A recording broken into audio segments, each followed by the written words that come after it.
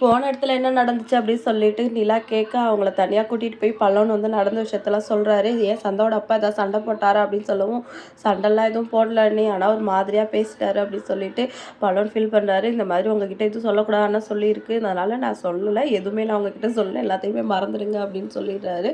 இதை கேட்டுட்டு பாண்டியன் நிலாவும் ரொம்பவே ஃபீல் பண்றாங்க. அதுக்கப்புறம் சேரன் கூப்பிட்றாரு வந்து சாப்பிடுங்க அப்படின்னு சொல்லிட்டு, அதுக்கப்புறம் எதுவும் நடக்காத மாதிரி எல்லாரும் உள்ள போயிடுறாங்க.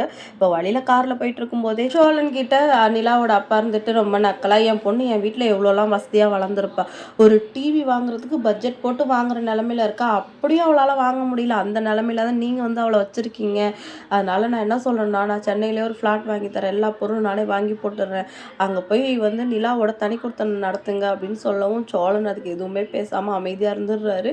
அவருக்கு வந்து இதை கேட்டுட்டு ரொம்பவே கஷ்டமாக இருக்குது. அதுக்கப்புறம் வீட்டில் வந்து பல்லவன் வந்து ஃபோன் பார்த்துட்டு இருக்கவும், எப்போ பார்த்தாலும் ஃபோன் தாண்டா பார்த்துட்ருக்க அப்படின்னு சொல்லிட்டு திட்டுறாரு. அதுக்கு வந்து பல்லவன் இருந்துட்டு, அண்ணன் படித்து முடிச்சதுக்கப்புறம் என்னோடய ஃப்ரெண்டு வந்து கவர்மெண்ட் எக்ஸாமுக்கு ட்ரை பண்ணிகிட்டு இருக்கான், நானும் அவனை மாதிரி கவர்மெண்ட் எக்ஸாம் எழுதலான்னு நினைக்கிறேன் அப்படின்னு சொல்லவும், நினைக்கிறதெல்லாம் கரெக்டு தான், செய்யணும்ல அப்படின்னு சொல்லிட்டு சரண் சொல்கிறாரு.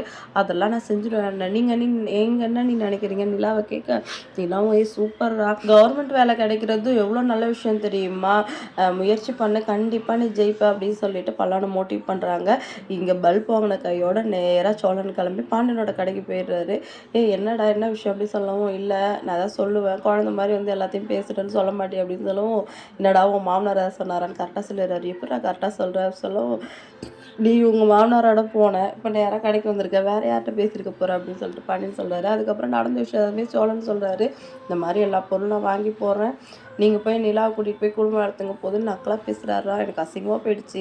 நான் இப்போ என்ன பண்ண போகிறேன்னா, நம்ம வீட்டு பக்கத்துலேயே ஒரு ஃப்ளாட்டு பார்த்துட்டு தேவையான பொருள்லாம் வாங்கி போட்டுட்டு நிலாவை தனி கொடுத்துட்டு கூட்டிகிட்டு போகிறேன் அப்படின்னு சொன்னவொடனே, நீங்கள் சொல்கிறதெல்லாம் கரெக்டு தான், அவங்க வரணுமே, அங்கே பெரிய ட்ராமாவே நடக்குமே, அண்ணன் தங்கச்சி சென்டிமெண்ட்டு, பல்லவன் அழுவான், இதெல்லாம் தாண்டி நீ அவங்கள கூட்டிகிட்டு போனால் பெரிய விஷயம் தான் அப்படின்னு சொல்லிட்டு பாண்டியன் சொல்கிறாரு.